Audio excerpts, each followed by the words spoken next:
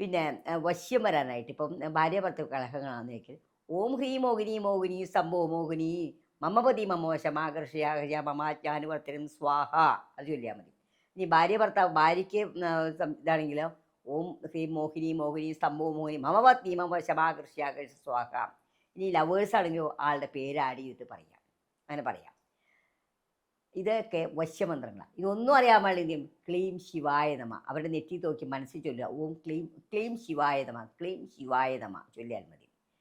ഇതൊന്നും പറ്റിയില്ലെങ്കിൽ ഇപ്പോൾ വജ്രദേഹായ രാമഭക്തായ വായുപുത്രായ നമുക്ക് ഉപാസന ഉണ്ടെങ്കിൽ നമ്മൾ പറഞ്ഞാൽ പെട്ടെന്ന് ഫലിച്ചിരിക്കും കേട്ടോ, ശ്രദ്ധിക്കുന്നത് പറയുമ്പോൾ.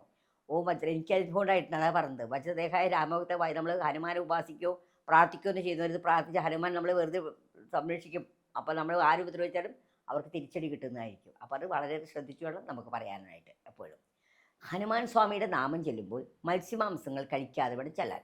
അത് പറഞ്ഞിട്ട് കഴിക്കാം. ഇപ്പോൾ നിവൃത്തിയിൽ അത് കൂടാതെ കഴിക്കാത്ത ആൾക്കാരുണ്ടാവും. അപ്പോൾ എന്ത് ചെയ്യും, രാവിലെ എഴുന്നേറ്റ് അപ്പോൾ ഓം വജ്രദേഹായ രാമഭക്തായ വായുപുത്രായ നമോസ്തുതേ ഭഗവാനെ ആഞ്ജനേയ ഇന്നത്തെ എൻ്റെ കാര്യങ്ങൾ ഭംഗിയാക്കി തരണമെന്ന് പ്രാർത്ഥിക്കുക. ഒരു 21 പ്രാവശ്യം പഠിച്ചിട്ട് പോവുക. അതുപോലെ സ്ഥാപനത്തിൽ കയറുമ്പോഴും നമ്മൾ ചൊല്ലുക. അപ്പോൾ ഞാൻ രാവിലെ ആരും നോൺ കഴിച്ചില്ലല്ലോ, നോൺ കഴിച്ചിട്ട് ചൊല്ലാൻ പാടില്ല, തെറ്റാണത്. അപ്പോൾ ഇങ്ങനെ ചൊല്ലിയാൽ മതി. അപ്പം നോൺ കഴിച്ചിട്ട് ചൊല്ലണമെങ്കിൽ നമുക്ക് ചൊല്ലാം മോഹിനി മോഹിനി സംഭവ മോഹിനി സർവജന്മ മോശം അകർഷ്യാകർഷ സ്വാഹ. ഈ മന്ത്രം ചൊല്ലുന്ന മുഖം കഴുകിയാലും വളരെയധികം നല്ലതായിരിക്കും കിട്ടുന്നത്.